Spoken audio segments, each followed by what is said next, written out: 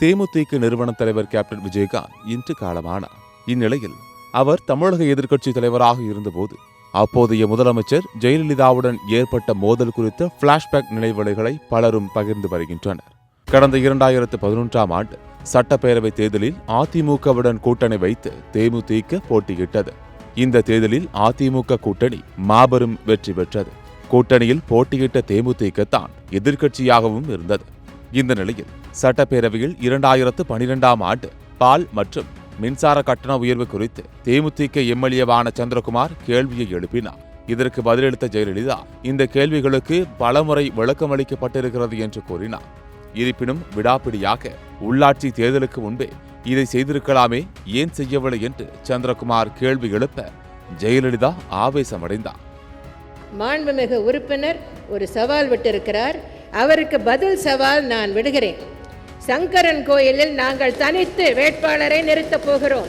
உங்கள் கட்சிக்கு திராணி இருந்தால் தனித்து வேட்பாளரை நிறுத்துங்கள்.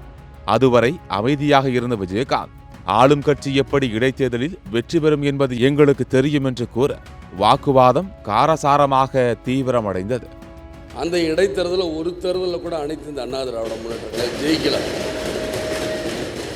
இன்னைக்கு வந்துட்டு நான் சங்கரங்கோயிலை ஜெயிப்பேன் சவால் விடுறது ஆளுங்கட்சியாக இருந்தால் கலைஞரை சொன்னால் போன தடவை எப்படி ஜெயிச்சாருன்னு அவங்களுக்கு தெரியும். இப்போ நீங்களே எப்படி ஜெயிக்க போறீங்கிறதா, அனைத்து இந்த அண்ணா திராவிட எப்படி ஜெயிக்க போறங்கிறது.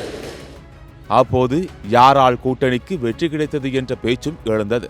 ஜெயலலிதாவும் விஜயகாந்தும் நேரடி வாக்குவாதத்தில் ஈடுபட்டனர். அப்போது பேசி ஜெயலலிதா, இவர்களுடன் கூட்டணி சேர்ந்து அனைத்து இந்திய அண்ணா திராவிட முன்னேற்ற கழகம் தேர்தலை சந்தித்ததே என்று நினைக்கும் போது நான் வருத்தப்படுகிறேன். உள்ளபடியே அதற்காக வருத்தப்படுகிறேன், வெட்கப்படுகிறேன்.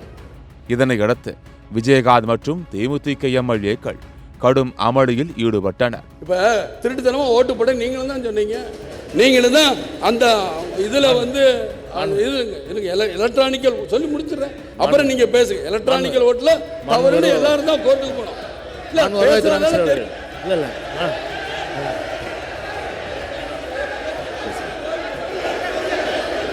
எதிர்க்கட்சி தலைவர் அவர்களும் தேமுதிக சார்ந்த உறுப்பினர்களும் அவைக்கு குந்தகம் விளைவிக்கின்ற காரணத்தினால் அவை காவலர்கள் அவர்களை வெளியேற்றும்படி கேட்டுக்கொள்கிறேன்.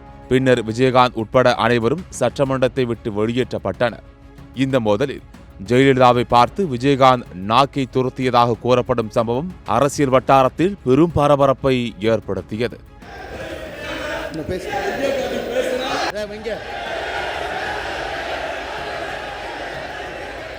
ஆனால் பின்னாட்களில் அவர் ஜெயலலிதாவை பார்த்து அப்படி செய்யவில்லை என்று அவரது ஆதரவாளர்கள் விளக்கம் அளித்தனர். இருப்பினும் தற்போது வரை இந்த மோதல் சம்பவம் சட்டமன்ற வரலாற்றில் மறக்க முடியாததாக இருந்து வருகிறது.